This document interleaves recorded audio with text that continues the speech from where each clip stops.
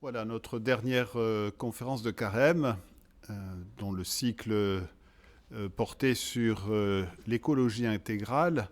Eh bien, cette conférence de Carême va nous parler de l'écologie relationnelle au sein de la famille. Et ce n'est pas superflu parce que il semblerait, peut-être vous le direz, mais que ces derniers mois, en raison du confinement, il y a une certaine recrudescence de la violence dans les familles, dans les couples. Voilà, donc c'est un sujet qui est particulièrement d'actualité. Pour cela, nous sommes heureux d'accueillir Martine Yound, qui est médiatrice familiale, qui est albigeoise, tersacoise exactement. Et puis Roselyne Couraud, auteure de Survivante, un livre où elle livre son témoignage personnel de ce qu'elle a vécu dans son enfance et son adolescence. Alors on les remercie toutes les deux. Elles vont parler à deux voix. L'une parlera plus en professionnel et puis l'autre donnera son témoignage personnel en ponctuation. Voilà, donc bonne conférence et merci à vous deux.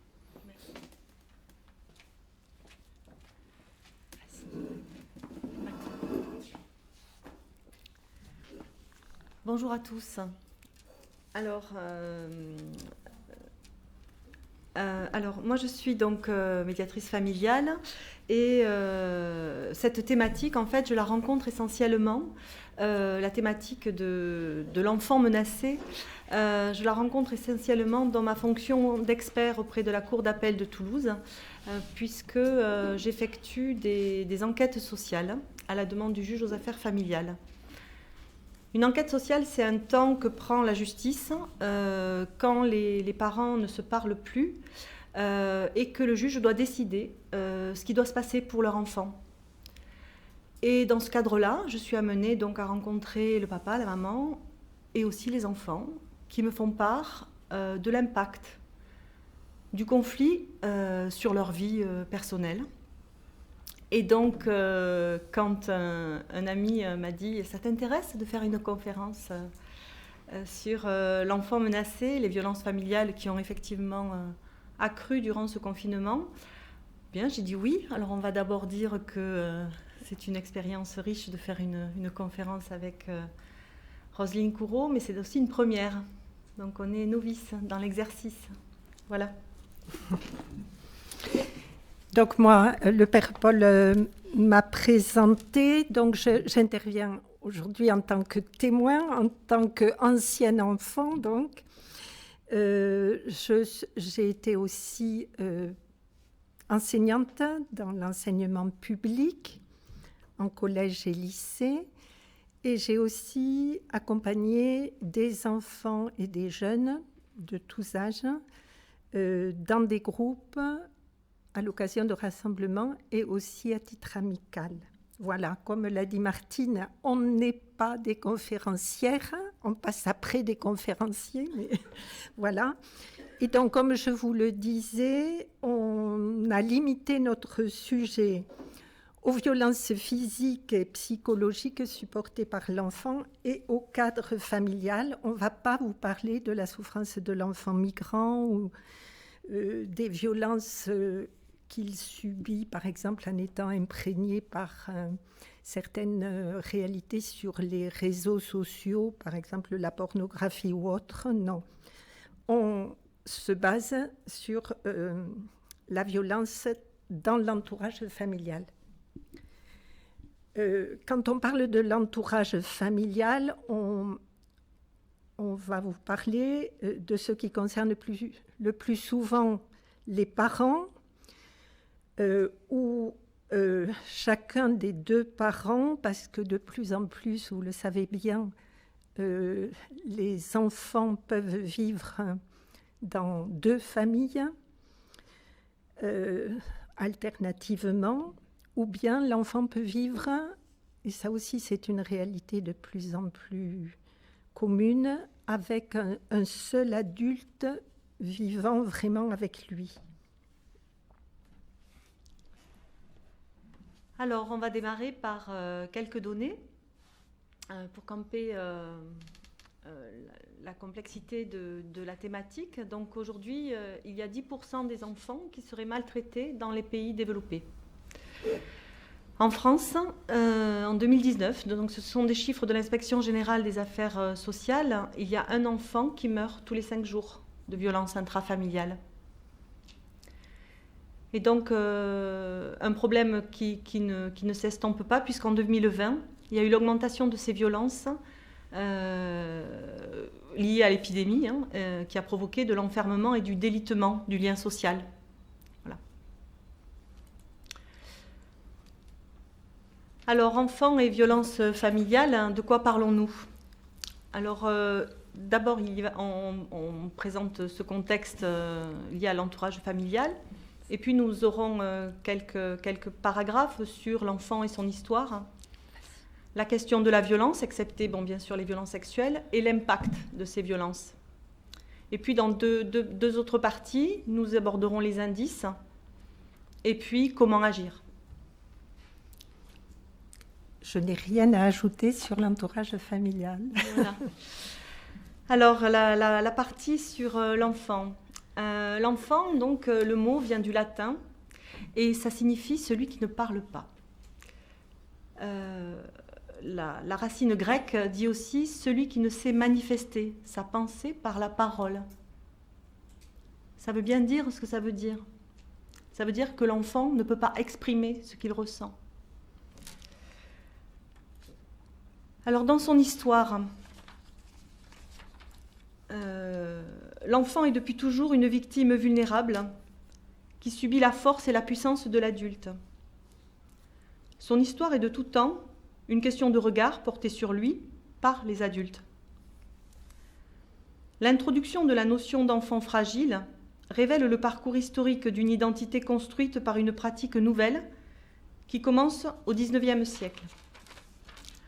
Alors on ne va pas retracer l'histoire pendant des heures, mais retenir 4 périodes qui peuvent venir identifier l'évolution. Celle de l'Antiquité, où on pouvait parler de tri sélectif. L'expression est assez ardue, mais rappelons-nous que les enfants fragiles, handicapés, étaient supprimés. À l'époque des Romains, le père avait le droit de vie ou de mort sur son enfant. Au Moyen-Âge, entre incapacité et fragilité, pureté, pendant longtemps l'enfant est considéré comme une matière à dresser, le désir d'enfant n'est pas pris en compte. L'éducation se construit sur des principes de domination et de domestication. Vers le XVIe siècle, la connaissance de l'enfant se développe, avec notamment la croissance de la mortalité infantile. On va un peu plus considérer l'enfant. Un enfant qui meurt, par exemple, et qui n'est pas baptisé, ça va venir questionner. On va se mettre à prier pour lui aussi. Et puis apparaissent, à l'origine, les œuvres de Saint Vincent de Paul, apparaissent les premières maisons de protection de l'enfant. Il y a eu tout le travail des philosophes qui ont développé une idée moins négative de cette petite personne et qui apporte une vision plus douce de sa fragilité, notamment Rabelais, Diderot, Rousseau, qui reprennent l'image de l'enfant pour en faire une valeur en soi. Les Lumières valorisent l'enfant comme porteur d'espoir, l'importance de son éducation. Et puis l'époque moderne assure la transition où elle vient considérer sa fragilité et instaure les droits de l'enfant. On retiendra que, par exemple, les écoles maternelles sont créées à la Troisième République en 1882. Donc le 19e et le 20e siècle sont une civilisation qui vont se tourner vers l'enfant avec la découverte de la médecine, de la psychologie, et puis une littérature abondante. Je citerai Victor Hugo dans Les Misérables ou Jules Renard avec Poil de carotte. Mais quand même, les grands conflits démontrent que l'enfant n'est pas épargné par la barbarie, notamment avec les chambres à gaz. Et donc une évolution vers le droit de l'enfant. On retiendra qu'en novembre 1989, La Convention internationale des droits de l'enfant est un traité donc, qui a pour but de reconnaître et de protéger les droits spécifiques des enfants en élargissant aux enfants le concept de droit de l'homme. Tel que prévu dans la Déclaration universelle des droits de l'homme, elle introduit le concept d'intérêt supérieur de l'enfant.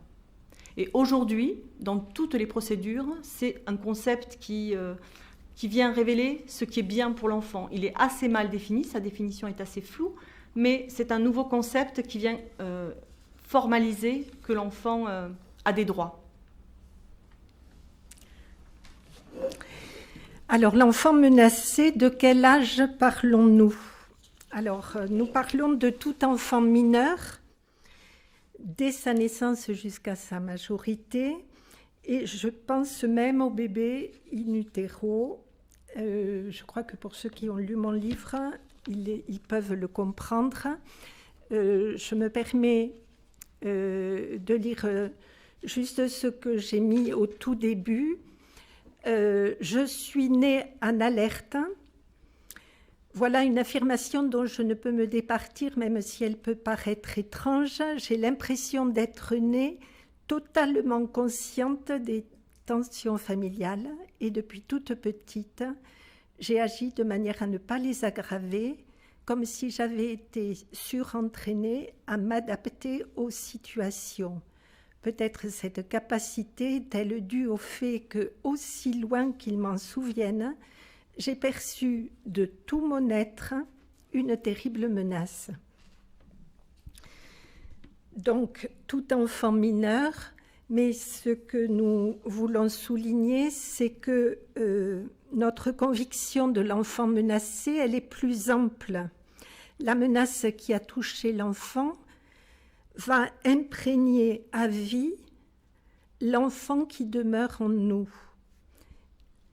Cette menace grave son empreinte sur nos racines les plus anciennes. Pour me faire comprendre, je prends l'image de l'oignon. C'est sûr que on peut être atteint très profondément et très fortement tout au long de sa vie par tel ou tel drame. Cependant, il me semble que la douleur qui atteint la toute première couche de l'oignon s'inscrit dans un matériau très fragile, très malléable. Et les couches qui ensuite vont recouvrir la première couche ne pourront jamais opérer la totale guérison de ce qui a été blessé dans la toute première couche. Par contre, me semble-t-il, quand les premières couches ont été saines, la douleur qui viendra percuter plus tard peut être horrible, mais il me semble qu'elle s'enfoncera un peu moins en profondeur parce qu'il y aura eu un socle basique de résistance. Alors, je reprends la question de la Déclaration des droits de l'enfant pour insister sur, du fait de cette fragilité, la question de la protection. Et on identifiera la nécessité de protéger de la violence, de la maltraitance, de toute forme d'abus et d'exploitation. Ce droit d'être protégé contre toute forme de discrimination, le droit de ne pas faire la guerre ni la subir, le droit d'avoir un refuge et d'être secouru, et d'avoir des conditions de vie décentes. Donc ce droit d'être secouru, ça nous amène bien sûr à venir questionner l'implication de chacun sur cette idée-là.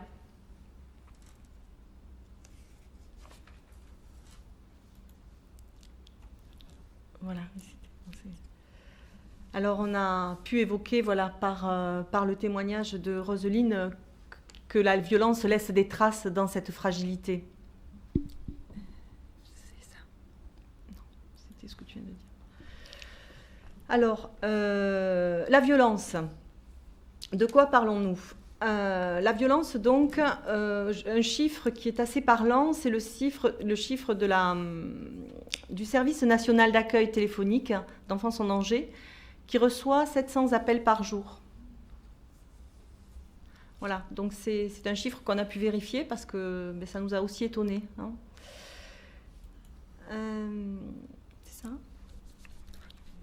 Voilà.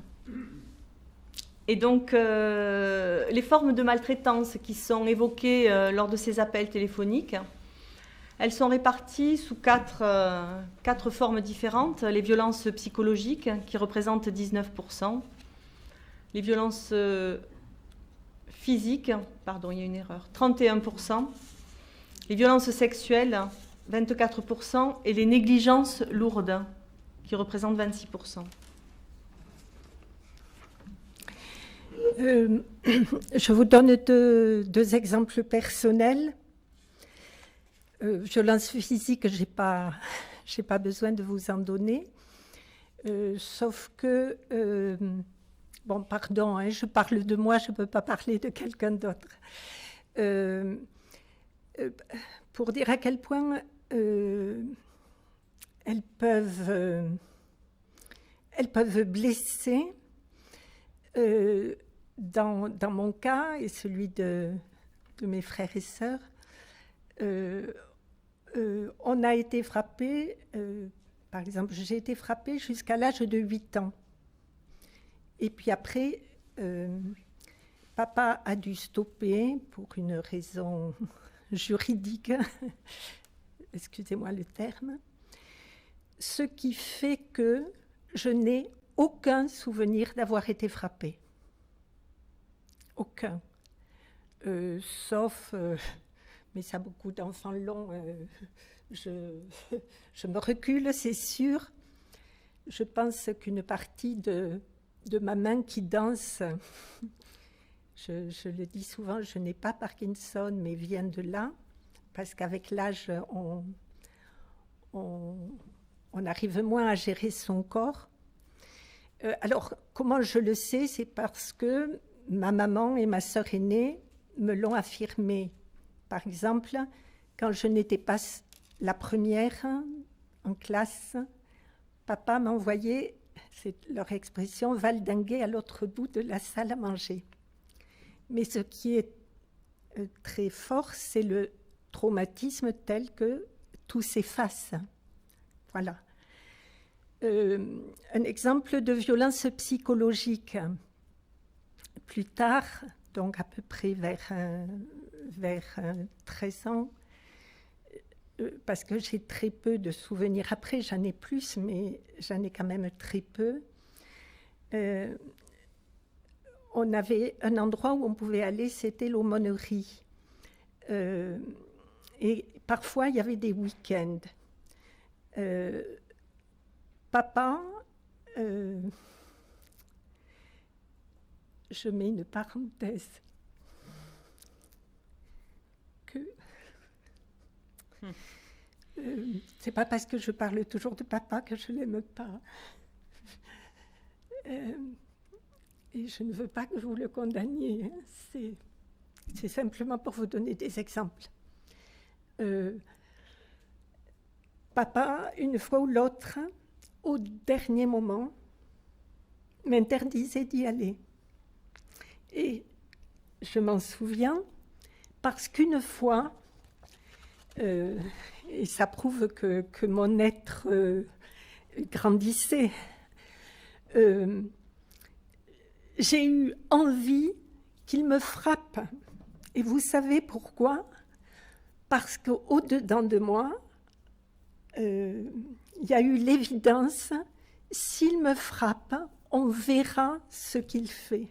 On verra à l'extérieur ce qu'il fait. Et du coup, je lui ai dit, mais frappe-moi. Et il a eu un sourire détestable qui m'a prouvé qu'il savait qu'il avait le pouvoir sur nous. Voilà, ça c'est psychologique. Sinon, tu parlais de l'autre forme, les négligences. Alors, je ne vous donne pas un exemple de négligence, mais pour que vous compreniez un peu le processus, j'ai découvert, ou j'ai pris conscience de quelque chose vers mes 35 ans, je pense. Un jour où, il y en a qui l'ont lu, je l'ai écrit dans le livre, un jour où j'étais assise sur un banc, et maman aussi, et elle a mis sa main sur mon genou, et j'ai sauté. Vous savez, comme un ressort, j'ai sauté, sans comprendre pourquoi. Et elle a eu cette parole, même pas maintenant. Alors je n'ai pas compris et je lui ai posé la question. Elle m'a dit, mais je n'ai même pas maintenant le droit de te toucher. C'est comme ça que j'ai compris, que j'ai réalisé qu'en fait, maman ne m'avait, enfant, adolescente, jamais embrassée, jamais réellement touchée. Mais c'était tellement l'habitude que je n'ai pas pu me rendre compte. Mais quand vous y réfléchissez, alors pourquoi? Parce que papa, dès notre naissance, était jaloux même de cet acte-là et ne voulait pas qu'elle s'attache. Enfin, j'imagine. Mais vous vous dites, même un petit chat, il est léché par ça. N'importe quel animal est léché à la naissance. Et quand vous manquez de ces gestes de base, vous voyez, on ne peut pas le classer totalement dans les négligences, mais ça veut dire un abandon, quoi. Mais un abandon tellement naturel que vous ne vous en rendez pas compte. Simplement, les séquelles, elles y sont.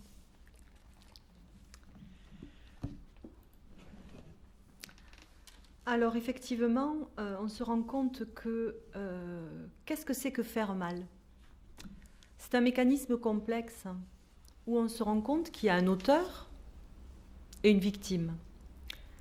Donc les auteurs de violences, ce sont des personnes délinquantes, passibles d'une condamnation judiciaire. Et la victime, alors la définition la plus adaptée, c'est l'Assemblée générale des Nations unies, qui qualifie donc les personnes de victimes comme des personnes à qui on porte une atteinte à leur intégrité physique ou mentale, qui subissent une souffrance morale, une perte matérielle ou une atteinte grave à leurs droits fondamentaux, en raison donc d'actes ou d'omissions qui enfreignent les lois pénales en vigueur d'un État membre de ceux qui ont signé donc, la Déclaration internationale des droits de l'enfant. Voilà, donc on se rend compte qu'en fait, faire mal, dans le système des violences, c'est un mécanisme qui se répète. Et c'est cette répétition qui va venir perturber, créer du désordre, créer du déséquilibre dans la personne de l'enfant tout petit. Et qui peut être adolescent, mais voilà. De faire mal, on peut retenir la notion de faire souffrir. Faire ce qui n'est pas adapté. Endommager. Endommager, ça veut dire créer un dommage. Dégrader. Nuire. Voilà. Donc, pardon, il ne faut pas te changer. C'est pas grave. Alors, peut-être pour définir plus précisément les notions de violence physique. Les violences physiques, elles se caractérisent par le fait ou des faits de frapper violemment un enfant avec les membres. Hein. On peut taper avec les pieds, les mains, les coudes. La violence physique, c'est le fait de droguer un enfant, de le brûler, de l'étrangler, de le secouer, de l'étouffer, de le bousculer, de tirer les cheveux, et aussi ce petit geste derrière la tête, de taper derrière la tête. Bon nombre d'enfants peuvent dire « j'aime pas quand il me tape derrière la tête ». Voilà, ça ce sont des violences physiques, parce que ce sont des choses qui se répètent. Les violences psychologiques, ce sont les plus difficiles à discerner. Mais les conséquences sont aussi graves. Elles sont punies par la loi, du même que les violences physiques. Une violence psychologique, ça peut être dénigré, dévalorisé, de façon à entendre « de toute manière, tu es un incapable, tu ne feras jamais rien de bon ». Façon de discréditer. Mais attends, c'est n'importe quoi ce que tu fais. Insulter, humilier. Tu ne ressembles à rien. Menacer, faire du chantage. Si tu en parles à ton père, si tu en parles à ta mère, oublier, volontairement bien sûr. Ah non, je me souviens absolument pas que tu aies pris ce genre de choses. Voilà, ça vient accuser, reprocher. C'est de ta faute si rien ne va. Ou les fausses plaisanteries aussi. Et l'indifférence. Voilà pour les violences psychologiques. Les négligences, on en parlait tout à l'heure. Alors, le fait pour une personne responsable d'un enfant d'omettre, de priver de nourriture, de priver de soins, de priver d'affection, de priver de sommeil, ou encore d'attention, voilà. Et donc ces faits sont punis par la loi. Alors bien sûr, la loi vient les répréhender. Aujourd'hui, il n'y a pas de punition, enfin je veux dire, il n'y a pas de condamnation, c'est à la libre appréciation du juge, mais il faut savoir que ça existe, quoi. Voilà.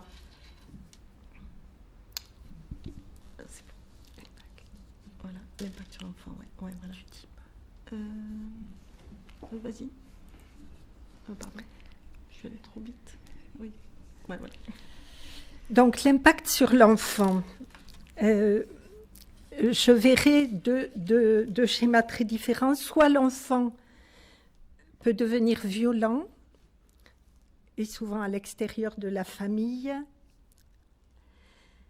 soit il peut plonger dans le mutisme, l'effacement, le complexe, et se retrouver avec des handicaps divers. De toute façon, il ne peut pas se développer en tant qu'enfant. Vivre des violences familiales, c'est les recevoir en tant qu'enfant comme une éponge. On s'imbibe et on peut vivre comme en mini-adulte, ce qui n'est pas normal. La violence familiale, elle déforme les étapes du développement de l'enfant. J'emploierai le verbe pilonner. Elle pilonne le temps. Elle pilonne le temps de l'enfance qui a besoin de sécurité, de confiance et de limites. La violence familiale génère des enfances en lambeaux. Et cela peut donner des adultes au tronc, à la colonne vertébrale déchiquetée. Les conséquences chez l'adolescent, chez l'adulte, et quelquefois des années après, alors que tout semble normal, ça peut être de graves dépressions, ça peut être des suicides.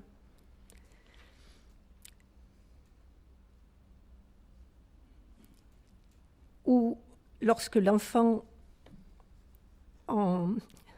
explose en violence, ça peut devenir des enfants dictateurs. Je peux donner au niveau des handicaps de petits exemples personnels.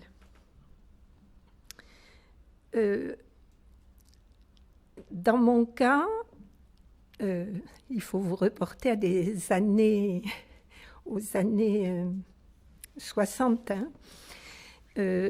J'ai été une enfant sans parole, et sans parole pratiquement jusqu'au lycée.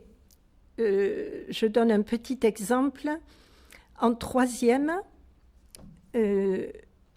j'étais la meilleure de la classe. Et le professeur principal, après le conseil de classe du troisième trimestre, m'a appelée et m'a dit « Roselyne, il a été question de te faire redoubler. » Et elle a continué en me disant « On s'est vraiment posé la question parce que la plupart d'entre nous, nous ne connaissons pas le son de ta voix. » Une autre conséquence et qui a continué dans le temps, tandis que sans parole, vous vous êtes rendu compte que je me suis rattrapée depuis. C'est la mémoire. J'ai toujours dû étudier dès le début de l'école, étudier la corde au cou. Vous savez, si vous avez une corde au cou et qu'on serre, vous avancez. Simplement, vous respirez peu, moins. Donc, quand vous étudiez avec la corde au cou, ça vous paralyse. Et ce que ça a paralysé en moi, c'est la mémoire. On a du mal à le croire quand on me connaît, parce que j'ai appris à me débrouiller avec très peu de mémoire. Donc ça, c'est un avantage. Mais je vous donne des exemples très personnels et d'adultes, même d'adultes de 50 ans. Là, maintenant, j'en ai plus.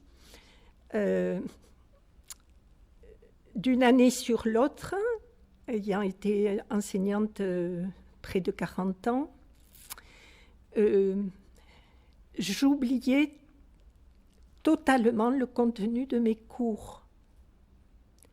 J'ai toujours enseigné en commençant à zéro chaque année, mais à zéro. Je suis professeure agrégée de lettres classiques. Je serais incapable de vous conjuguer un verbe en grec. Ce qui semble impensable, parce que vous vous imaginez ce qu'il faut arriver à déployer comme fatigue pour arriver à s'en sortir dans ces cas-là. Un dernier exemple d'handicap, j'ai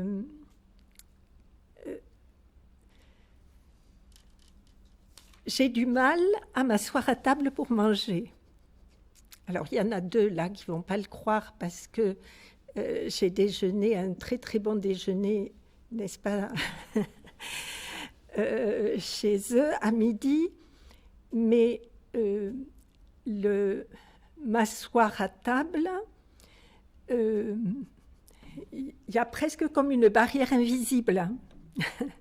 Donc, quand je suis seule, vraiment, je fais un acte de courage de m'asseoir devant ma table. Je préfère manger debout. Voilà. Et ce qui m'a sauvée, c'est, vous le savez, c'est l'Évangile. Et quand on essaie d'aimer les autres, l'handicap passe quand vous êtes avec quelqu'un d'autre. Voilà. Mais c'est pour vous montrer la profondeur et que c'est pas quand on parlait des divorces ou d'autres problèmes, c'est pas quand les faits ont disparu que les handicaps disparaissent. Rappelez-vous la couche de l'oignon. Je dis aussi l'autre. Je sais plus. Bon, et quand je parlais tout à l'heure de l'adulte que ça peut donner au tronc déchiqueté, moi, c'est pas vraiment le tronc qui a été déchiqueté, c'est vraiment les racines. Et lorsqu'on voit le parcours que j'ai écrit, puisque on m'a proposé d'écrire mon témoignage qui relate mes 50 premières années, puisque j'en ai un peu plus, on se rend compte et on voit que à à 36 ans, le manque de racines a fait s'écrouler l'arbre et je suis partie dans ce que j'ai nommé un autre monde, qui était comme un état de rêve éveillé constant pendant 5 ans et 8 mois, donc entre 36 et 42 ans.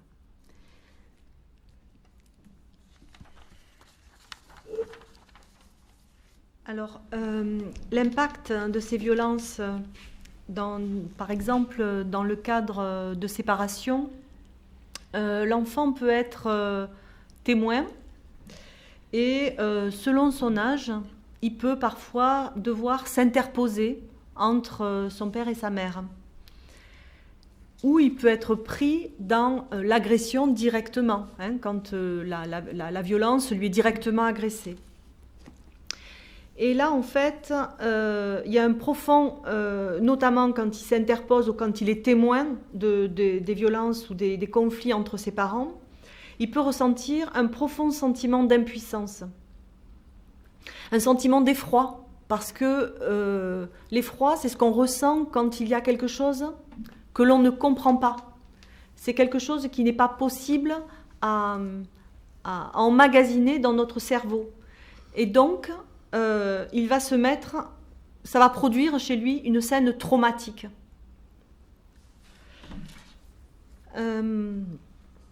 Et de cette scène traumatique, je l'avais là, voilà, les réactions peuvent aller donc de la sidération à la colère.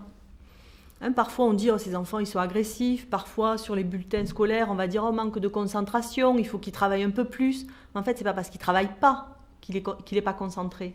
C'est parce qu'il y a beaucoup de troubles qui le préoccupent et qui impactent sa concentration. Donc ça peut aller de la sidération à la colère ou de la honte aussi à la culpabilité, d'où du coup des fois des difficultés pour en parler. Un sentiment de faute ou alors de responsabilité peuvent venir l'atteindre.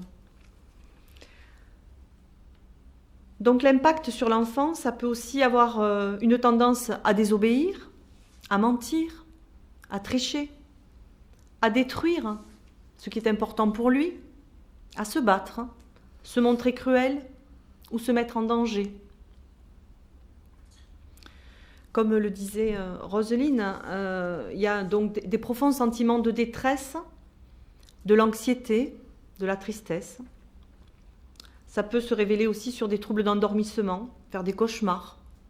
Voilà. Donc ça, ce sont des indicateurs qui peuvent venir aussi venir identifier des possibilités de difficultés personnelles. Ah oui, c'était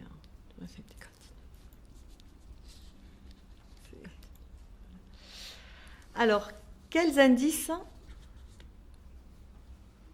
voilà. Alors, quels indices peuvent nous alerter? Alors, on va faire sur deux champs, la cellule familiale et la cellule de l'enfance. Et donc, on va rappeler quand même que les indices ne sont que des éventualités, pouvant indiquer des risques. Ils ne sont absolument pas des indicateurs formels. Ça veut dire que ce que l'on va évoquer, ce n'est pas pour autant qu'il y a de la violence. Ils ne permettent pas de déduire qu'il y a effectivement de la violence. Donc là, c'est du côté de la cellule familiale. Voilà. Donc du côté de la cellule familiale, le poids croissant de la vulnérabilité des familles fragilise les compétences parentales. Qu'est-ce qui rend une famille vulnérable? La précarité, avec les pertes d'emploi ou les longues maladies. La dépendance, quand par exemple des parents doivent s'occuper d'un parent âgé. Le manque lié à la rupture des liens avec la famille élargie. Beaucoup d'enfants ne voient plus leurs grands-parents.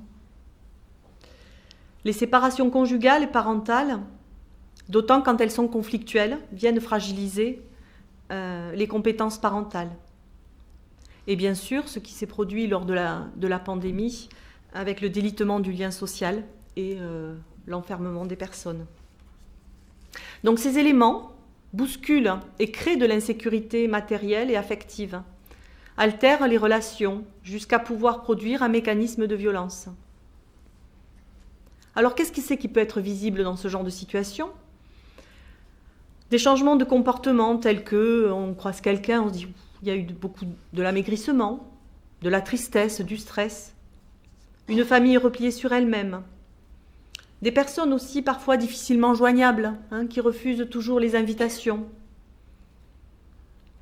Un autre élément peut produire ça, ce sont les addictions, les personnes qui ont des addictions liées à l'alcool, ou alors liées aussi aux jeux en ligne. Parce qu'on se rend compte que les jeux en ligne produisent beaucoup, ça prend beaucoup de temps de jouer en ligne. Et pendant qu'on joue en ligne, on ne s'occupe pas forcément des enfants. Le confinement aussi donc a provoqué que les personnes ne se rencontrent plus et ont aussi des difficultés à communiquer.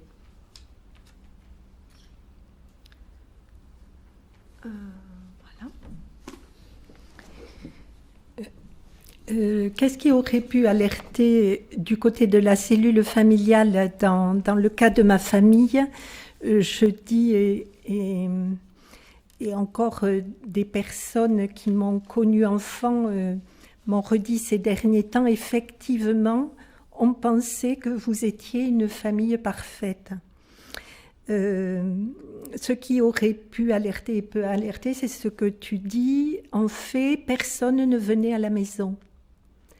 Et nos camarades de classe ne venaient pas à la maison. Donc, voilà, ça peut poser question dans certains cas. Et j'ai un souvenir qui, je pense, maintenant alerterait. Maman était enseignante et je me souviens d'elle partant en plein mois de janvier, au moment où il faisait le plus froid, avec de grandes lunettes de soleil.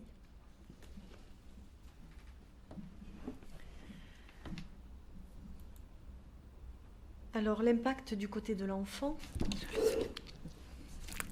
Alors, impact du côté de l'enfant, on l'a un peu dit, et je répète ce que tu as dit, Martine, attention à ne pas tout de suite penser à des violences familiales, parce que, par exemple, le premier indice, c'est la tristesse persistante d'un enfant. Mais bien entendu, il peut aussi s'agir d'un problème de santé ou bien d'un problème extérieur à la famille, style harcèlement scolaire ou décès d'un proche. Ou je me souviens d'une élève qui pendant 6 mois était d'une tristesse infinie parce que son chat était mort. Donc il ne s'agit pas de violence familiale là.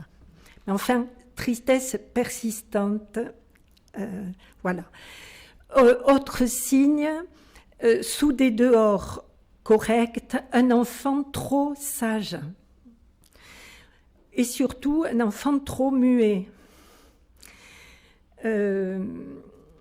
Ça peut éveiller notre vigilance. Alors, quand on parle d'indices, on vous parle là, bien entendu, on dit toujours c'est à l'enseignant, c'est au professionnel à repérer, mais là, on se place plutôt comme voisin, d'accord, ou dans la famille élargie, ou ce qui se passe, ce qu'on voit chez le copain de notre enfant.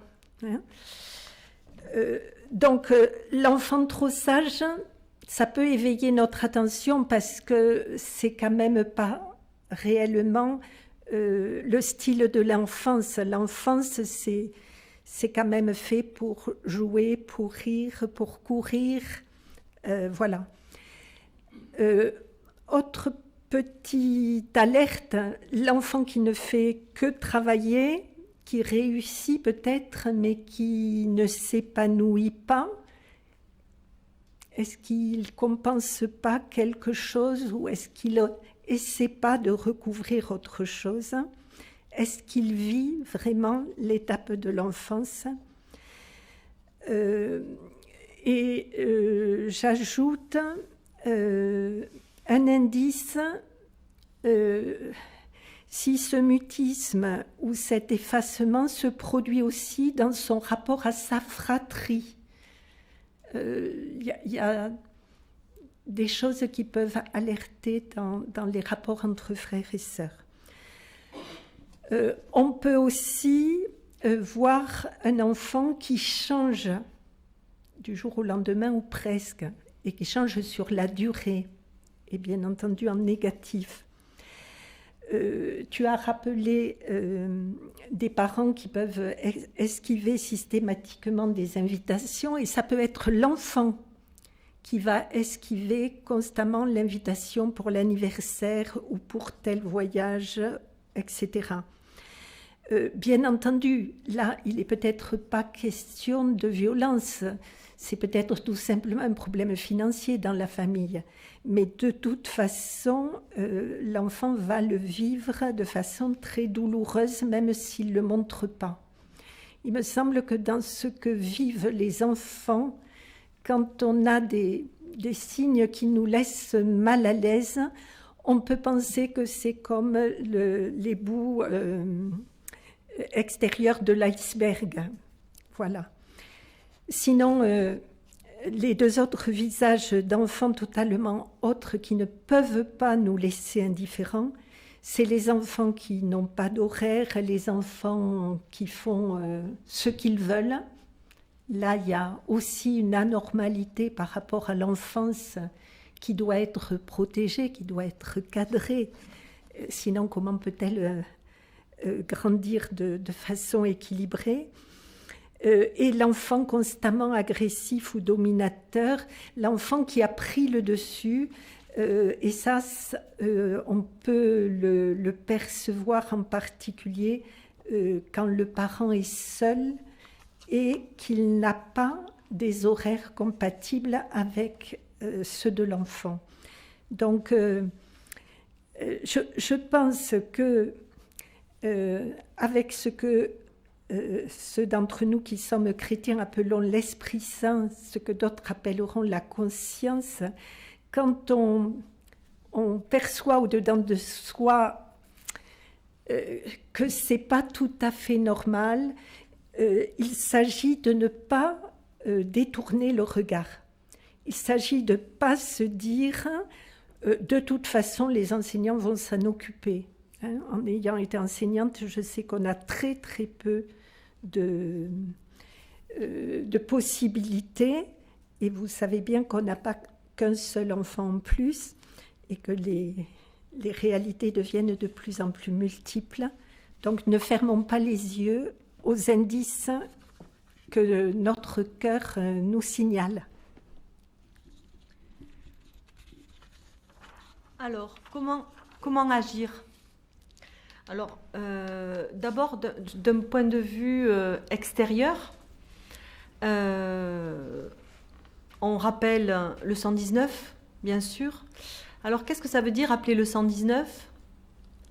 Ça veut dire qu'on pressent qu'un enfant est en situation de danger ou en risque de l'être. C'est-à-dire qu'il y a eu une progression. Le législateur a évolué à ce niveau-là.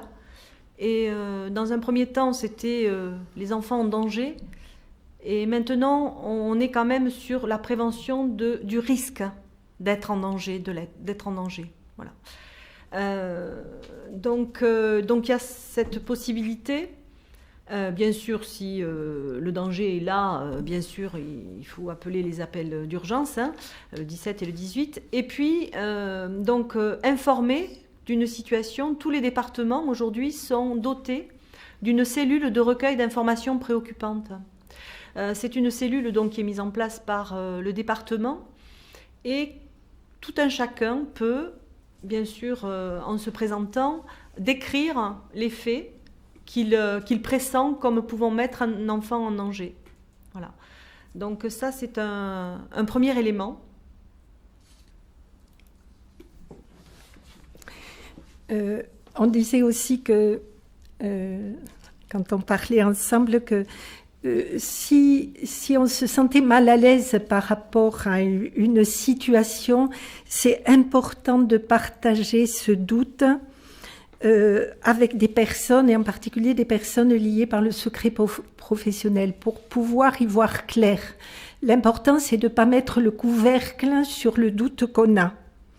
Bien sûr, il ne s'agit pas d'accuser ou d'affirmer absolument, mais écoutons nos doutes. Voilà. Alors, vis-à-vis de l'enfant, comment agir?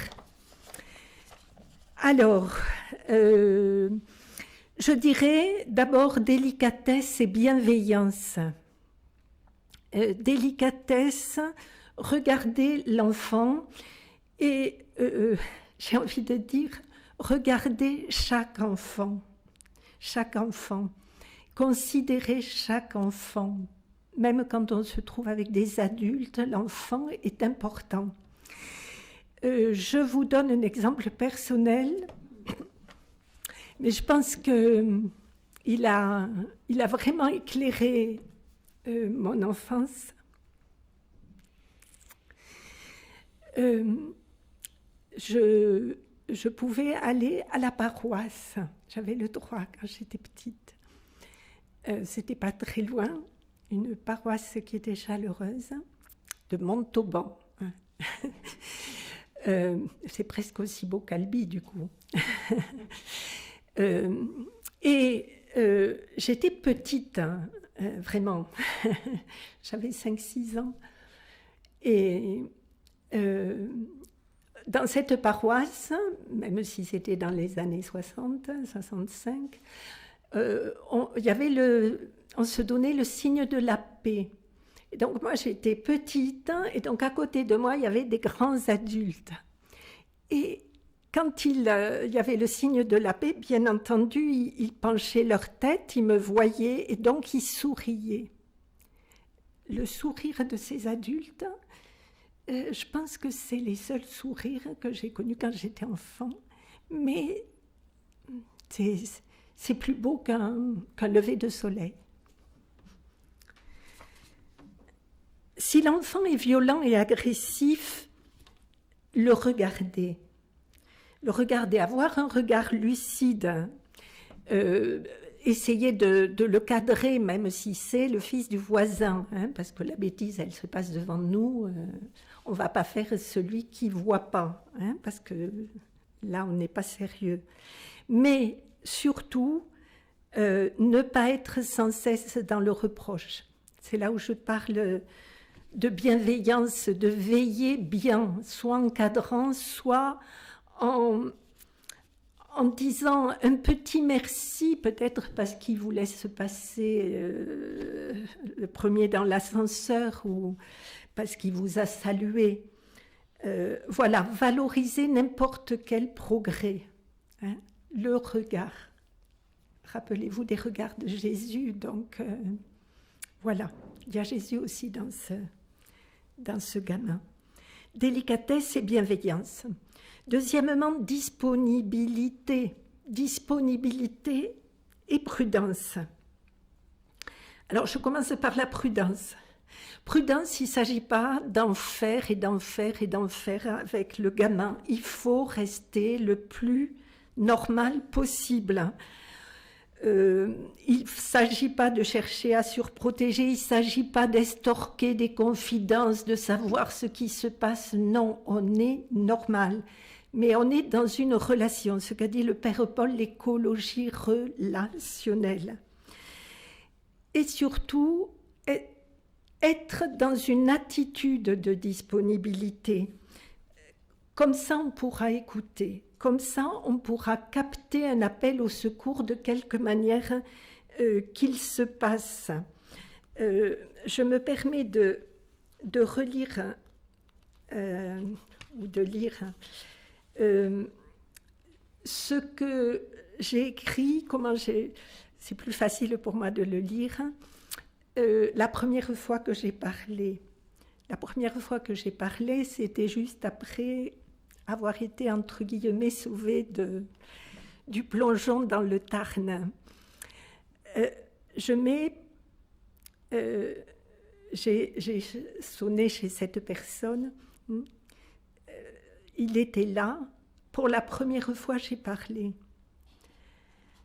Ce que je m'apprêtais à engloutir dans le fleuve sort de moi, comme l'eau que l'on rejette lorsqu'on a failli se noyer. Il est derrière son bureau, il s'agit d'un aumônier que je ne connaissais pas particulièrement. Il est derrière son bureau, silencieux et attentif. Je ne me souviens d'aucune de mes paroles. Elles s'écoulent sans obstacle, de façon continue. Il ne m'interrompt jamais. Je reviens ensuite le trouver à plusieurs reprises, chaque fois, malgré l'amas de courriers en attente ou le téléphone qui sonne, il semble n'avoir que moi à écouter. Pour la première fois, j'expérimente que j'existe. Disponibilité donc et prudence. On n'est pas le sauveur du gamin. Hein. Et vigilance persévérante. C'est surtout le mot de persévérance, parce que quelquefois on fait attention, on se rend compte et après on oublie. Non, les drames, ils se passent sur la durée. Donc être attentif à l'évolution de l'enfant pour passer aux mesures de prévention s'il y a besoin, appel d'urgence ou autre. Je m'adresse aux chrétiens parmi nous, prière persévérante. Quelquefois on dit ou on pense à de toute façon, qu'est-ce que je peux faire, ce que j'entends derrière la cloison, qu'est-ce que je peux faire. C'est vrai que parfois on ne peut rien faire, mais au moins prier, mais prier de façon persévérante. Et j'ai été bouleversée l'autre jour, il y a un mois je crois, quelquefois, monsieur le curé, je lis les horaires de messe sur la feuille paroissiale et les intentions. Et j'ai vu, je ne sais pas si vous avez été frappé comme moi, il y avait intention pour les enfants victimes de violences. J'ai été bouleversée parce que je me suis dit, la personne qui a donné cette intention, chapeau, elle ne peut rien faire, mais un, elle nous alerte, 2, elle donne d'elle. Et 3, elle met la communauté et surtout, elle appelle à l'aide de Dieu. Donc, j'ai dit chapeau. Peut-être elle est là, je la remercie. Alors, en suivant, avant de dire comment agir en tant qu'adulte, j'avais envie de rajouter un petit exemple que j'ai vécu en fait hier. J'étais à Montauban. Décidément. Et j'étais avec une jeune de 14 ans qui, dans le cadre de mon travail, donc, avait eu l'occasion de dire mais ce que j'ai vécu, c'était en lien avec les violences qu'elle avait vécues, donc témoin de violences conjugales et violences aussi de négligence et d'oppression de son père. Et elle m'avait dit, mais moi j'en ai parlé quand j'étais, elle était en 4e, moi j'en ai parlé quand j'étais en 6e, mais en fait, la personne à l'école est partie à la retraite et c'est resté comme ça.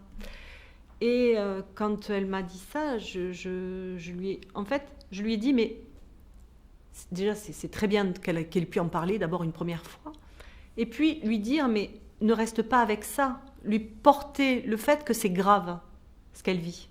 C'est-à-dire que ce que disait tout à l'heure Roselyne en introduction, c'est-à-dire qu'on ne se rend pas compte quand on est dedans que ce que l'on vit, c'est grave.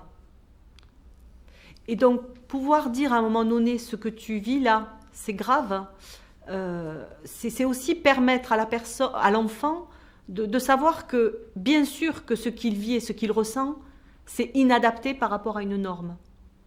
Voilà, c'était peut-être juste ce qui me venait là par rapport à cette jeune. Sinon, en tant qu'adulte, quand on est donc face à une personne où on pense qu'il peut être auteur donc de violence, c'est avant tout écouter. Et je crois que cette question de la disponibilité, elle doit être, de toute façon, pour tous ces sujets sensibles, on doit se mettre en état de disponibilité. Donc être attentif aux confidences voilées. S'il peut arriver d'avoir envie de proposer des conseils, il faut avant tout s'informer. Parce que bien sûr qu'on peut conseiller, mais je crois qu'avant tout, il est nécessaire de savoir aller chercher de l'information, savoir quelles sont les associations qui existent. Par exemple, je pensais à cette jeune hier, elle me disait « Ah, mais j'ai une copine aussi, ça se passe pas bien ». Elle m'a parlé de la maison des adolescents. Il existe des structures qui sont là pour permettre, par exemple, la maison des adolescents, c'est une structure qui accueille les enfants, les adolescents dans l'anonymat, fait de professionnels, d'éducateurs, ce sont les départements qui mettent en place ce genre de structure. Voilà. Il y a des associations qui sont à l'écoute. Voilà. Les conseils peuvent être sur un plan psychologique, juridique, voilà. Mais je crois que c'est important de savoir avant de... Il n'y a pas que l'intuition personnelle et la volonté de bien faire qui suffit, vu la complexité de la problématique. Bien sûr, respecter, puisque avant toute chose, ces personnes sont en souffrance. Et donc, je crois que la notion de respect est prioritaire. Ne pas donner de solution clé en main, créer du lien, voilà. Et inciter les personnes à ne pas rester seules par rapport à leurs difficultés. Et bien sûr, ne jamais banaliser. Voilà. Moi, j'ajouterais par rapport aux adultes, ne pas accuser. Bien entendu, il y a des faits horribles, mais ce qu'il faut viser, c'est essayer de sortir de cette situation. Si on accuse, si on juge, si on prend parti, on bloque. On bloque. Là aussi, par rapport à l'adulte, ne pas rêver notre solution. Nous ne sommes pas... nous sommes à l'extérieur, nous ne savons pas vraiment ce qui se vit et surtout, nous ne savons pas, j'ai envie de dire, la responsabilité aux yeux de Dieu de la personne même qui fait mal. Et de toute façon, même si on juge, parce que ça vient automatiquement, ne pas en rester là, sinon on ne pourra pas s'en sortir. Bon, je fais une parenthèse qui est un peu hors sujet, mais j'ai envie de dire, quelquefois on me dit, mais toi, dans ton histoire, comment ça se fait que tu as réussi à t'en sortir, etc. Je crois que j'ai eu un cadeau énorme de toujours, c'est celui de ne pas accuser. De ne pas accuser, c'est-à-dire d'avoir, et je ne sais pas comment ça se fait, enfin si, il y en a un qui souffle, mais de toujours penser, si j'avais été à la place de mon père, ou si j'avais été à la place de ma mère, peut-être j'aurais fait pire. Et je pense que ça a quelque part un peu assaini ou permis que quelque chose puisse jaillir. Je dirais j'ajouterais, par rapport à la relation avec les adultes, une présence très délicate, mais une présence. Quand un couple est en difficulté, il peut y avoir des violences conjugales, il peut y avoir dans les adultes quelqu'un qui donne les coups et quelqu'un qui est victime. Je pense que la présence, ce qu'il faudrait, c'est ne pas l'inventer simplement le jour où il y a le problème. J'aime beaucoup que de Laudato Si, on s'achemine peut-être dans 3 ans, je ne sais pas, monsieur le curé, vers Fratelli Tutti. Je ne sais pas si vous avez entendu parler, tous frères. C'est-à-dire, on n'est pas dans nos appartements, dans nos maisons, on est tous liés. Si ça se passe mal à côté, de toute façon, ça aura une conséquence sur nous. J'ai des schémas qui sont très, très limités, mais je me dis, si un Hitler a été possible, c'est bien parce qu'il n'y a pas eu des stops. Je ne connais pas son histoire, mais pour moi, c'est évident. Il y a eu des choses qui, dans son enfance, ont cloché. Il y a eu des non-présences autour. Ce n'est pas du tout je suis la première à laisser tomber, à tourner la tête de l'autre côté quand quand c'est trop difficile.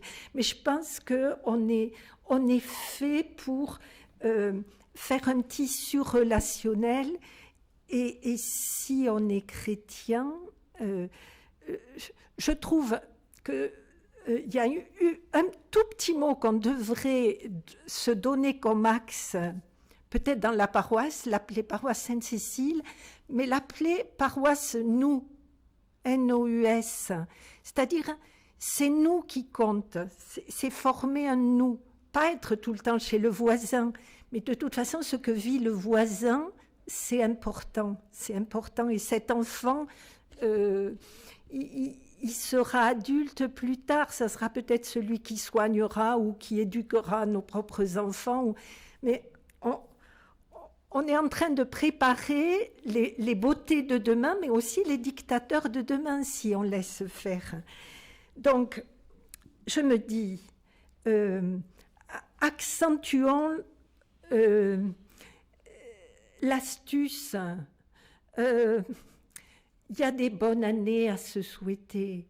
Il y a des fêtes des mamans. Il y a un jour, je rentre avec des kiwis en pagaille dans ma malle. Pourquoi je ne sonne pas chez les voisins pour leur en passer? Et en particulier, là où je sais qu'il y a un souci, pas pour rentrer dedans, mais pour qu'il y ait un lien. Comme ça, le jour où je pourrai faire quelque chose, ça sera plus normal. Et une autre petite chose, l'autre jour, je regardais ma rue. Parce que souvent, on parle du quartier, mais je ne sais pas vous, le quartier, c'est grand. Mais tout d'un coup, l'autre jour, je me suis dit, mais ma rue, est-ce que je porte dans ma prière, est-ce que je porte un vrai regard sur ma rue, c'est-à-dire sur ceux de ma rue? J'ai très peu de contact avec ceux de ma rue. Mais je me dis... je suis responsable. Donc, quand il y a un problème, quand je disais, mais pas rester seul, on peut s'adresser à un professionnel, mais ça sera sensationnel le jour où je pourrai m'adresser aussi à quelqu'un de ma rue pour lui dire, écoute, je crois qu'il y a un problème. Là, on y pense. Voilà. Être des veilleurs et avancer vers ce nous. Une petite phrase du pape François ces derniers temps m'a bien plu. Il parlait de l'espérance chrétienne. Hein. Normalement, on est des spécialistes de l'espérance. Et il disait, l'espérance chrétienne, elle est combative. Moi, je trouve ça super. Hein. On ne peut pas rester dans nos fauteuils et nos canapés. C'est le mot d'ordre en dehors des jeunes. On passe, avant de vous passer la parole, pardon, je ne sais pas du tout quelle heure il est. Donc, vous avez compris, nous, ce qu'on vous propose, enfin, ce qu'on vous suggère et que vous savez plus que nous, mais enfin, on vous le remet dans le cœur, c'est donc ne jamais détourner le regard, ou quand on l'a détourné, demander la grâce de ne pas le détourner la fois suivante, et pas condamner les personnes, que ce soit les adultes, que ce soit cet enfant qui crie ou qui fait n'importe quoi, le prendre soin. J'ai envie de dire, essayez de prendre la violence qui se passe à côté, pas comme une catastrophe, mais comme une tempête. Parce que la catastrophe, on panique, La tempête, on va chercher les bouées. Lancer des petites bouées, peut-être avec l'autre qui est dans la rue et avec lequel il y a cette amitié, cette confiance, on va préparer un canot de sauvetage. Voilà. Alors, pour vivre une écologie intégrale, on n'a pas prononcé beaucoup ce mot-là, hein, excusez-nous. Hein. On vous propose 2 visages de l'Évangile. Alors, le premier, il est beaucoup dans Fratelli Tutti. Figurez-vous que le pape, a priori, peut-être il croit qu'on ne connaît pas l'Évangile, parce que dans Fratelli Tutti, tout un chapitre, il nous parle du bon samaritain. Le bon samaritain, c'est... Voilà, il n'y a pas... Enfin, c'est bouleversant, le bon samaritain. Le bon samaritain, on peut penser que c'est Jésus avec nous, et heureusement, hein, parce que même l'enfant qu'on n'atteint pas, Jésus, je suis sûre qu'il l'atteint d'une manière ou d'une autre. Mais le bon samaritain, il a fait d'une manière absolument incroyable, parce qu'il ne s'est pas détourné, ce que moi je fais sans cesse. Il a fait tout ce qui était en son pouvoir. Il a laissé de côté tout. Hein, peut-être qu'il avait une super réunion importante ou un dîner de famille ou je ne sais pas quoi. Il a tout raté. Il a fait ça sans rien attendre, parce que le blessé l'a même sûrement pas identifié.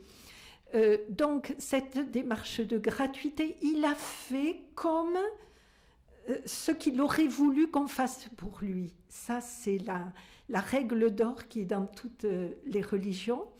Ensuite, il n'a pas fait seul. Il a fait seul parce qu'il s'est trouvé seul sur le coup, mais après, il a appelé à l'aide l'aubergiste. Et l'aubergiste s'est mis dans ce schéma-là, etc., etc. L'autre personnage que je vous recommande, et là je retourne à Laudato Si, c'est Saint Joseph. Figurez-vous que le pape, à la fin de Laudato Si, nous dit « De la figure de Joseph émane une grande tendresse, qui n'est pas le propre des faibles, mais le propre de ceux qui sont vraiment forts, attentifs à la réalité pour aimer et servir humblement. Il peut nous enseigner à protéger. Il peut nous motiver à travailler avec générosité et tendresse pour prendre soin de ceux que Dieu nous a confiés. » Je pense qu'avec un ami comme ça, il n'y a pas de problème.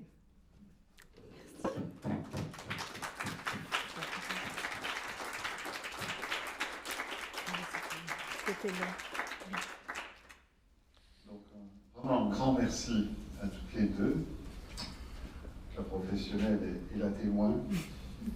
Merci beaucoup et de nous avoir livré ce que vous nous avez livré, et parfois de manière très intime et émotionnelle. Alors, c'est déjà 4 heures. Pardon. On va partager la messe à la cathédrale, donc Ah oui.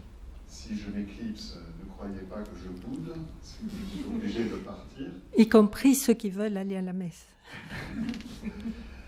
Mais est-ce qu'il y a des questions? Voilà, peut-être Françoise, tu peux faire circuler le micro si ça ne te dérange pas, comme ça. Voilà, merci. Merci. Merci. Pardon d'avoir fait long. Et je voudrais remercier aussi Gaëlle, qui a assuré la technique pendant les 6... Oui, bravo. Merci au super Gaëlle d'avoir assuré la technique pour les 6 conférences de Carême. Et parfois, ça n'a pas été simple comme c'est le bouquet aujourd'hui. Voilà, donc merci aussi à lui. On s'en est pas trop mal sorti. Merci, Paul. Ouais, merci.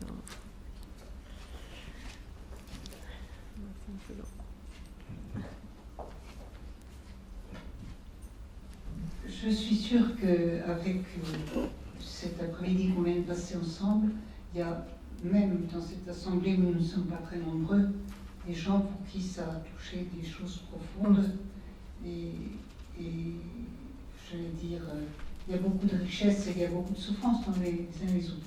Il y a une chose que je voulais dire de façon plus précise, et vous allez m'aider à retrouver un nom que tout le monde connaît, mais vous savez votre âge, c'est la résilience possible. C'est pas seulement un mot à la mode, c'est que, et moi j'en ai eu l'expérience un peu en psychologie, avec je travaillais autrefois, quand j'étais plus jeune, ou pour moi-même, on peut avoir l'impression que vraiment, avec tout ce qu'il vit ce petit-là, avec tout ce qu'il a rencontré, mais il ne va jamais s'en sortir. Et puis, comme tu as très bien dit, on est touché, enfin, tu es touché jusqu'à la première épaisseur d'oignon, là. Donc, des traces restent, et puis après, c'est l'histoire, de ton histoire personnelle, mon histoire personnelle. Mais il y a des choses qui peuvent... Alors, aidez-moi à retrouver le nom de monsieur... Cyrulnik. Voilà. Et je trouve que c'est très riche d'avoir... nous avons fait connaître aussi ça.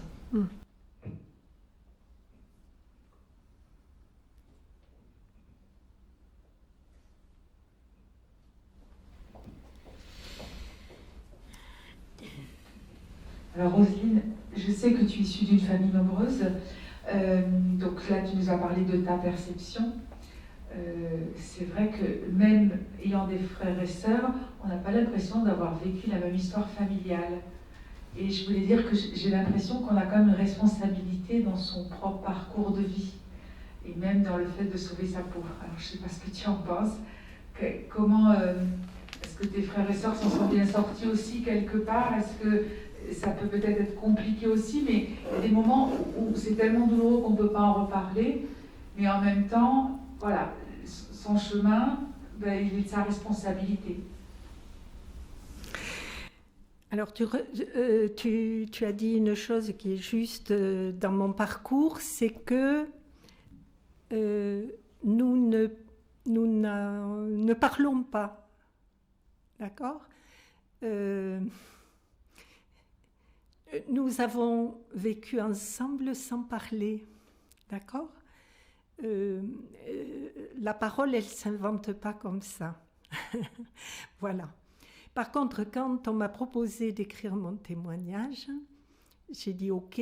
Bon, j'ai dit si jamais j'arrive au bout, si jamais ça va pour être publié, je ne veux pas que ça soit publié avant de l'avoir montré à mes frères et sœurs, parce qu'il faut qu'ils ne soient pas contre ce que j'ai écrit sur eux. Voilà.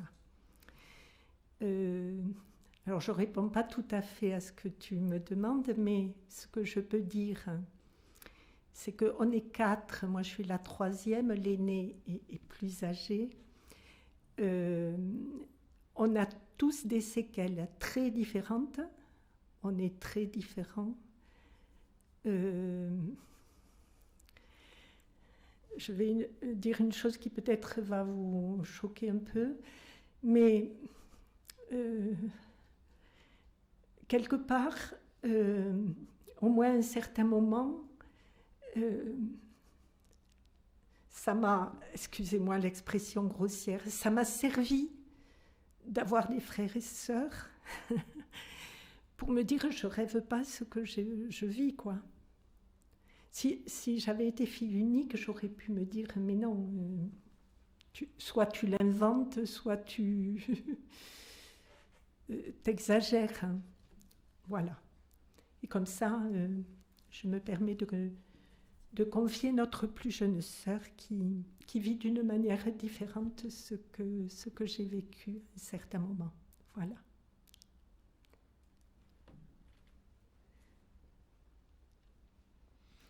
Par contre, la très, très, très grande chance de notre histoire, c'est que on s'aime.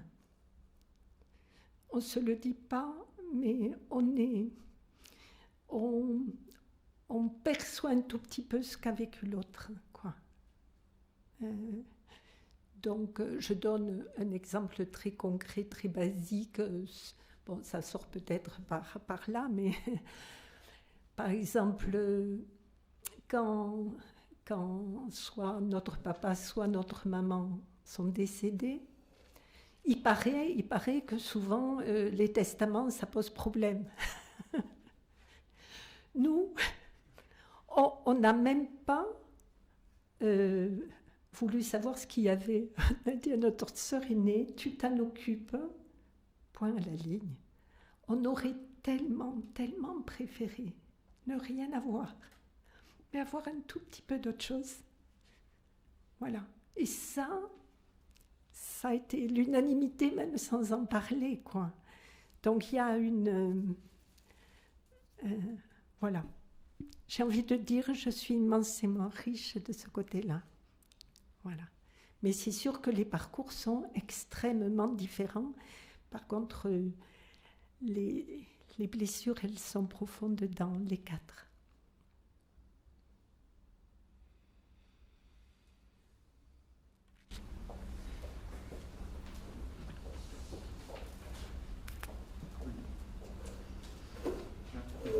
Question à Martine.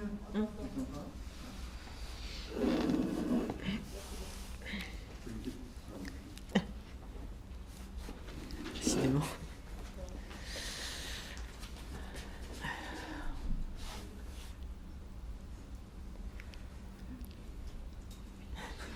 J'ai plus de pile, donc c'est pas grave. Ah, d'accord. Une question pour toi, Martine. D'accord. Est-ce que tu as des exemples de ces familles où on est sorti de cette violence grâce à des personnes extérieures?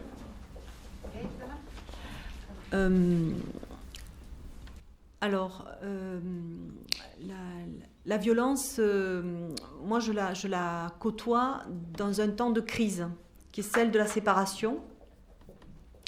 Et donc, bien souvent, je sais que des professionnels vont intervenir, essentiellement des professionnels de l'éducation, de l'aide sociale à l'enfance, vont intervenir pour protéger l'enfant, pour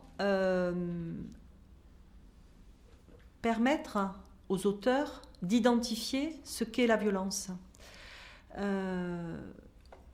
J'ai pas de recul et d'histoire de vie de famille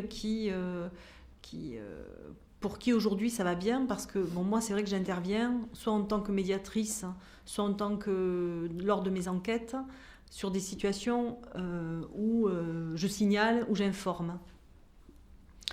Voilà. Donc ce qui est important, c'est ce qui est étrange quand tu parlais de la fratrie là, c'est de permettre aux personnes qu'elles se saisissent de l'information que l'on peut transmettre. C'est-à-dire que c'est pas facile les personnes, on peut leur donner de l'information, mais il faut aller vers, et c'est souvent aller vers la structure, aller vers le professionnel ou aller vers le voisin d'à côté, parce que je m'entends bien avec le voisin d'à côté et je sais que ça peut être une main tendue. C'est souvent ce pas en fait qui est compliqué pour les personnes. Donc voilà, moi, professionnellement parlant, je suis plutôt dans la réception du témoignage de ce que vivent les personnes. Il n'y a plus de piles. Alors, moi, c'est la fin d'une histoire qui était dramatique. Une petite fille qui avait été enlevée parce que les parents étaient en prison et les 3 sœurs aînées étaient à la DAS. Cette petite fille est allée dans une famille et à 5 ans, elle est allée dans une autre famille chez des amis à nous. Donc on a vu toutes les difficultés qu'il y a eu de 5 ans jusqu'à 13 ans. Et tout doucement, avec beaucoup d'amour, cette petite fille a grandi. Et maintenant, elle est mariée, elle a des enfants. Et elle aurait voulu que les parents d'accueil soient ses parents. Elle leur disait papa, maman. Et, oui. Et eux disaient non, on n'est pas papa, maman. Et le frère et la sœur de nos amis aimaient beaucoup celle qu'ils appelaient leur petite sœur. La maman est décédée il y a 3 ans. Le papa vient de mourir. C'était le mercredi décembre, quand le fils m'a appris que 15 jours avant sa mort, ils avaient fait signer au papa l'adoption de cette petite fille. Et je me suis dit que c'était une histoire de résurrection pour cet enfant. Alors, elle est jalousée, bien sûr, par ses autres sœurs. Elle a tout fait pour les prendre avec elle, mais elle a été jalousée parce qu'elle avait été dans une famille d'accueil. Elle avait 8 mois. Voilà. C'est une belle histoire. C'est le testament qui m'y a fait penser. Parce qu'en principe, les enfants se déchirent. Et là, c'est eux qui ont poussé, ils sont arrivés au bout. Elle est héritière de ses parents adoptifs. Voilà.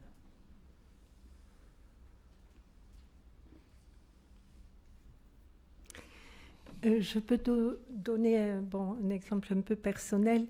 Un couple qui en est venu à des violences dans le couple. Je peux même préciser, parce que ça peut vous alerter, c'est des amis réfugiés. Et vous savez que le parcours, quand on est réfugié, est très, très compliqué et qu'on peut mettre des années avant d'être sûr de pouvoir se poser. Et ce qui est arrivé dans le cas de ce couple, c'est que ça a mis des années avec des enfants jeunes. Et ils ont été accompagnés. Mais quand il y a eu les papiers, enfin, tout le monde a pensé c'est réglé. Et en fait, les problèmes dans le couple ont surgi à ce moment-là, je pense, parce que justement, pendant toutes ces années-là, ils étaient tellement le nez dans le guidon de la peur de ne pas être acceptés qu'ils n'ont pas beaucoup parlé entre eux, etc. Donc, ça en est arrivé à des violences. Bon, ce qui est beau, c'est que à ce moment-là, ils m'ont appelé. Et vous imaginez, moi, je ne peux pas faire grand-chose. Et j'ai eu l'idée d'appeler un autre couple qui les connaissait. Et du coup, on a pu parler à 5 plusieurs fois. Ça n'a pas résolu, mais ça a petit à petit apaisé. Bon, les parents se sont séparés, mais j'ai envie de dire la pression et la violence surtout, c'est... Voilà. Entre-temps, moi, j'avais un beau lien avec les enfants. Enfin, un beau lien depuis toujours. Et ça a permis qu'en particulier une puisse m'appeler de temps à autre. Et là aussi, surtout quand elle ne comprenait pas des bouffées d'interdiction qui se mettaient en travers du chemin des enfants. Ça n'a pas résolu, mais ça lui a permis d'avancer. Et ça ne m'étonne pas maintenant que... elle s'est lancée dans une carrière médicale, mais j'ai envie de dire... je crois que son parcours douloureux l'a amené vers ce métier-là. Oui, peut-être je rajouterai, je ne sais pas jusqu'à quelle heure on a. Ah, c'est fini. Juste quand même, par rapport à quand on parle de situation de conflit, je voudrais quand même vous présenter que la médiation, notamment en situation de séparation, est un outil qui favorise l'apaisement entre le père et la mère, parce que, outre la séparation conjugale de l'homme et de la femme qui se séparent, souvent le désamour bascule vers les tensions en lien avec l'organisation qui va concerner les enfants. Et c'est là où les gens se déchirent. Et c'est là où les enfants subissent le conflit lié à la séparation. Donc voilà, je crois qu'il est aussi intéressant de savoir que c'est pas parce qu'il y a deux personnes qui n'arrivent plus à se parler que c'est fini. C'est-à-dire que l'apaisement relationnel, et je crois que là c'est directement aussi de l'écologie relationnelle, c'est ce qu'on tente de faire en médiation, c'est-à-dire de favoriser l'apaisement entre les personnes, ce qui de fait permet quand même à l'enfant d'être en relation apaisée avec chacun de ses parents. Voilà.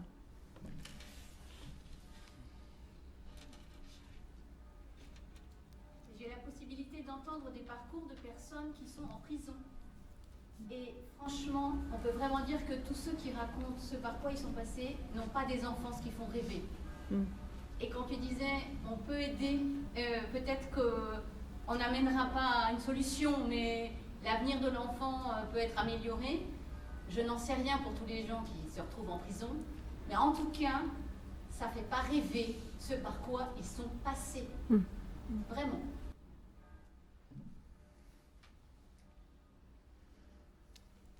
Voilà. Ça permet d'insister sur le fait de ne pas juger. Ouais.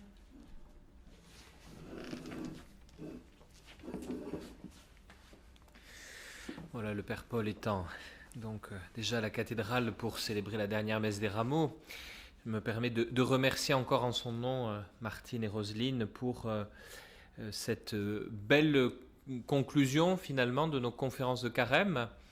Tout au long de ce temps de préparation à Pâques, nous avons pu voir l'étendue finalement de ce que recouvre l'écologie intégrale, depuis l'environnement à la personne humaine, tous les enjeux qu'il peut y avoir et tous les drames, les conséquences aussi, etc.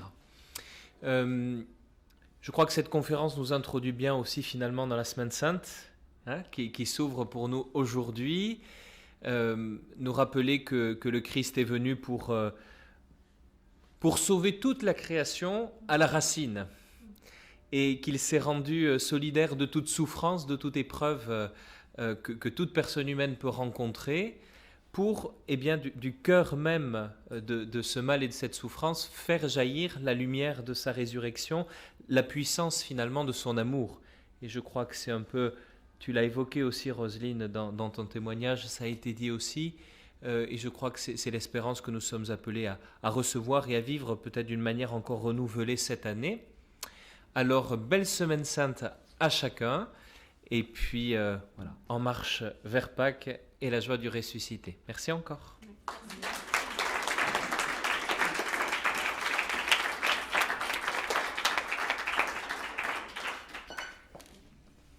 Ça y est, vous êtes libre.